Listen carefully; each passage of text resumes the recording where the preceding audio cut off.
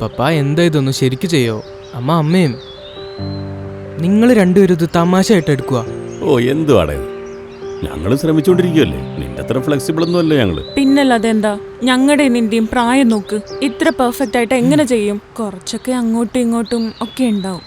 Mummy, ഇത് യോഗയാണ്. 1-2 step മിസ്സാകുന്ന ഡാൻസിന്റെ reality show അല്ല.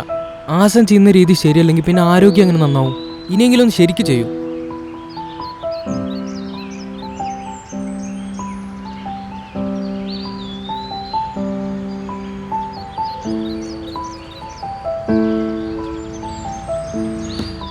മമ്മി ഇത് പിടിച്ചോളൂ, പെട്ടെന്ന് വണ്ടി കയറണേ, വേഗം വരണേ. നീ ചെല്ല്, ഞാൻ ദേ വരുന്നു. ഇതും കൂടെ നീ കയറ, ഞാൻ ദേ വരണം. വാ വാ, ലെറ്റ്സ് ഗോ. പപ്പ ഒന്ന് വേഗം വാ, ഞാനത് ഓൾറെഡി സെറ്റ് ചെയ്താണ്. ഒന്ന് പെട്ടെന്ന് വരുമോ? എന്താടാ, ഒന്നടങ്ങ്. ഫ്ലൈറ്റ് ഒന്നും പിടിക്കണ്ടല്ലോ, കാറിൽ തന്നെയല്ലേ പോകുന്നത്. പപ്പ അതൊന്ന് മര്യാദക്ക് സെറ്റ് ചെയ്യട്ടെ. ആ അതെ, ടയറിന്റെ പ്രഷർ നോക്കട്ടെ.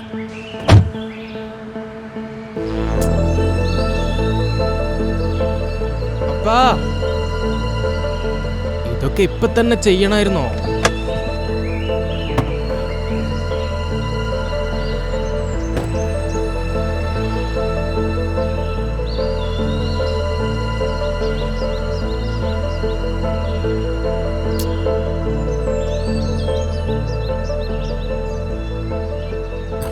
ഗ്ലാസും കൂടി ഒന്ന് ക്ലീൻ ചെയ്തേക്കട്ടെ. പപ്പ എന്തോടാ മോനെ, ഇതൊക്കെ ഇപ്പൊ തന്നെ ചെയ്യണോ? എന്താടാ, വണ്ടി എടുക്കുന്നതിന് മുമ്പ് ഇതൊക്കെ ഒന്ന് ചെക്ക് ചെയ്യേണ്ട കാര്യമില്ലേ? ഇന്നലെ നിന്റെ മമ്മി വണ്ടി എടുത്തുകൊണ്ട് പോയതാ, എല്ലാ സെറ്റിങ്സും മാറിപ്പോയി. എല്ലാം എൻ്റെ രീതിയിലൊന്നും ചെക്ക് ചെയ്യണമല്ലോ, വേണ്ടേ? പപ്പ, നമ്മൾ ഈ സിറ്റി ട്രാഫിക് ഇറങ്ങി ഹൈവേ പിടിച്ചാൽ 2 മണിക്കൂറെങ്കിലും ലാഭിക്കാൻ കഴിയും. പപ്പയാണെങ്കിൽ ഈ അഡ്ജസ്റ്റ്മെന്റും ചെയ്തുകൊണ്ടിരിക്കുന്നു. കുറച്ച് അങ്ങോട്ടും ഇങ്ങോട്ടും ആയെന്ന് വെച്ചാൽ ഒരു കുഴപ്പമില്ല. ഒരു മിനിറ്റ്, നീ എന്താ ഇപ്പം പറഞ്ഞേ? കുറച്ച് അങ്ങോട്ടും ഇങ്ങോട്ടാണെങ്കിലും കുഴപ്പമില്ലെന്നോ? കുഴപ്പമില്ല. ആ, സാറ് പറയുന്നത് കേൾക്കണ്ടല്ലോ അല്ലേ? അന്ന് നമ്മുടെ യോഗാസനം കുറച്ച് അങ്ങോട്ടും ഇങ്ങോട്ടൊക്കെ ആയപ്പോഴേ ഇവനിപ്പോൾ നമ്മളോട് എന്താ പറഞ്ഞത്, ഓർമ്മയുണ്ടോ നിനക്ക്?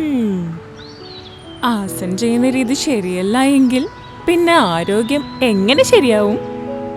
മോൻ കേട്ടല്ല, യോഗയിൽ നിനക്ക് ആസനം പെർഫെക്റ്റ് ആകണം. എന്താ വെച്ചാൽ അത് ആരോഗ്യത്തിൻ്റെ പ്രശ്നം. അപ്പോൾ ഡ്രൈവിങ്ങിലോ, അവിടെ ജീവൻ വരണ പ്രശ്നമല്ലേ? എന്താ അപ്പം അവിടെ ഇരിക്കുന്ന രീതി പെർഫെക്റ്റ് ആകണ്ടെന്നാണ്. പപ്പ 2 വ്യത്യസ്ത കാര്യങ്ങൾ ഒന്നിച്ചാക്കുക. ഒരു ചെറിയ സീറ്റ് അഡ്ജസ്റ്റ് ചെയ്യുന്നത് ജീവൻ മരണ കാരണം എങ്ങനെ ആവാനാണ്? എടാ, എന്തുകൊണ്ട് സംഭവിച്ചുകൂടാ? ഇപ്പം സീറ്റ് കുറച്ചുകൂടി പിന്നിലാണെങ്കിൽ ഒരുപക്ഷെ ഒരു എമർജൻസി സമയത്ത് എൻ്റെ കാല് ബ്രേക്കിൽ എത്തിയില്ലെങ്കിലോ? അതുപോലെ റിയർ വ്യൂ മിറർ ശരിക്കും അഡ്ജസ്റ്റ് ചെയ്തില്ല, ചെറിയൊരു തെറ്റ്. പക്ഷേ ആർക്കറിയാം അടുത്ത നിമിഷം എന്ത് പറ്റുമെന്ന്? ഇങ്ങനത്തെ സംസാരം വേണ്ട, അതും യാത്രക്ക് തൊട്ട് മുൻപ്. അതുകൊണ്ട് ഡ്രൈവിങ്ങിന് ശരിയായ രീതിയിൽ ഇരിക്കുക എന്നുള്ളത് ഇമ്പോർട്ടൻ്റ്. എന്താണെന്ന് വെച്ചാൽ ഇത് ജീവന്റെ പ്രശ്നം.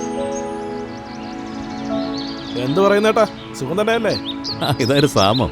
ഞാൻ വെറുതെ അവധി ദിവസമായിട്ട് ഒരു ബൈക്ക് റൈഡിന് വേണ്ടി ഇറങ്ങിയതാ. നിങ്ങളെയൊക്കെ ഒന്ന് കണ്ടിട്ട് പോകാമെന്ന് ഓർത്തു. പക്ഷെ ഇവിടെ ഇപ്പോൾ നിങ്ങളും എങ്ങോട്ടോ പോകാൻ വേണ്ടി ഇറങ്ങിയേക്കാണല്ലോ.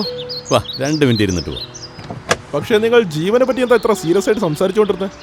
അതിന്റെ കാരണം ഇതേ ഇവൻ തന്നെയാ. നമസ്തേ സാമങ്കിൾ. നമസ്കാരം മോനെ. ഇന്ന് പപ്പ എന്തിനാ നീ ദേഷ്യം പിടിപ്പിച്ചു എന്ന് പറഞ്ഞു? അങ്ങനെയൊന്നുമില്ല. ഞാനിവന് ഡ്രൈവ് ചെയ്യുമ്പോൾ സീറ്റിൽ ശരിയായ രീതിയിൽ ഇരിക്കുന്നതിന്റെ പ്രാധാന്യം മനസ്സിലാക്കി കൊടുക്കുകയായിരുന്നു. അത് ശരിയാ, കാറാണെങ്കിലും ബൈക്കാണെങ്കിലും അത് വളരെ അത്യാവശ്യമാണ്. ബൈക്കിലോ? അതെ, തീർച്ചയായും. ബൈക്കിന്റെ ശരിയായ കൺട്രോൾ, റൈഡറുടെ കംഫർട്ട്, അതുപോലെ പരിക്ക് പറ്റാതിരിക്കാനും ബൈക്കിൽ ശരിയായ രീതിയിൽ ഇരുന്ന് ഓടിക്കേണ്ടത് വളരെയധികം അത്യാവശ്യമായ ഒരു കാര്യമാണ്. ഓക്കെ, ഞാൻ നിനക്ക് കാണിച്ചു തരാം. ഇത് കാണുന്നുണ്ടോ? തോളുകൾ റിലാക്സ്ഡ്, കൈമുട്ടുകൾ കുറച്ച് വളച്ച് റിലാക്സ്ഡ്, പൊസിഷൻ ഇങ്ങനെ എളുപ്പത്തിൽ ഹാൻഡിൽ പിടിച്ച് തിരിക്കാനുള്ള പരുവത്തിൽ. കൈ പിടിക്കേണ്ടത് ഇങ്ങനെയാണ്, ലിവറും സ്വിച്ചും വളരെയധികം എളുപ്പത്തിൽ ഉപയോഗിക്കാൻ പാകത്തിന്. ഇനി കാലുകൾ എങ്ങനെയാ വയ്ക്കേണ്ടതെന്ന് വെച്ചാൽ ബ്രേക്ക് പെഡലിലും ഗിയർ ലിവറിലും കാലുകൾ വെച്ച് കാൽമുട്ടുകൾ ടാങ്കിനോട് ചേർത്ത് വയ്ക്കണം. ഇങ്ങനെയാണ് ശരിയായ രീതിയിൽ ബൈക്കിലിരിക്കേണ്ടത്. ഇതുമൂലം ശരിയായ രീതിയിൽ വണ്ടി ഓടിക്കുക മാത്രമല്ല, ശരീരത്തിനും സന്ധികൾക്ക് സമ്മർദ്ദവും ഉണ്ടാകില്ല. അതെ, അതില്ലെങ്കിൽ ഭയങ്കര വേദനയായിരിക്കും. അത് നിന്റെ യോഗ കൊണ്ടൊന്നും ശരിയാവില്ല മോനെ. ഇതൊക്കെ എന്തിനാ ഞാൻ നിന്നോട് പറയുന്നതെന്ന് വെച്ചാൽ, എനിക്കറിയാം നിനക്ക് 18 വയസ്സാവുന്ന ഉടനെ തന്നെ നിനക്ക് ബൈക്ക് വേണമെന്ന് പറഞ്ഞ് വാശി പിടിക്കും. ആ സമയത്ത് ഈ ടിപ്സ് നിനക്ക് ഒരുപാട് ഉപകാരപ്പെടും. മനസ്സിലായോ? ഇനിയിപ്പോ ഞങ്ങളെ അനുസരിച്ചില്ലെങ്കിലും സാമങ്ങളിലെങ്കിലും അനുസരിക്കും. അങ്ങനെയൊന്നുമില്ല, അവൻ ആള് നല്ല സ്മാർട്ടാ. ശരി, എന്നാ പിന്നെ ഞാൻ അങ്ങോട്ട് പോവുക. എന്റെ റൈഡിംഗ് ഗ്രൂപ്പ് എന്നെയും കാത്തിരിക്കുകയാവും. Bye uncle. Okay Sam. Class തീർന്നെങ്കിൽ ഇനി നമുക്ക് പോകാമോ പ്രൊഫസർ സാറേ? ശരി, ആയിക്കോട്ടെ മാഡം. അതിന് ഞാനല്ലല്ലോ താമസിച്ചത്. വാ പോകാം. യാത്രക്കാരുടെ ശ്രദ്ധയ്ക്ക് എല്ലാവരും സീറ്റ് ബെൽറ്റ് ഇടുക.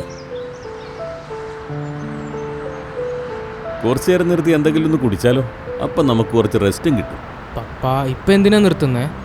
ഇപ്പോഴാണെങ്കിൽ ആർക്കും വിശപ്പുമായിട്ടില്ല അല്ലേ അമ്മ? ആ, പിന്നെ ഇതേ സ്പീഡിൽ പോയാൽ അവിടെ 4 മണിക്കൂറിലെത്തും.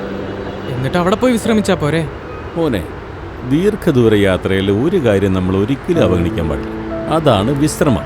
വിശ്രമമില്ലാതെ വണ്ടി ഓടിച്ചാലേ നമുക്ക് നല്ല ക്ഷീണം ഉണ്ടാവും. നമ്മുടെ കണ്ണടഞ്ഞു പോകും. കണ്ണടഞ്ഞു പോയാൽ നിനക്കറിയാലോ. മതി മതി പപ്പ, മനസ്സിലായി പപ്പ. ബാക്കി പറയണ്ട.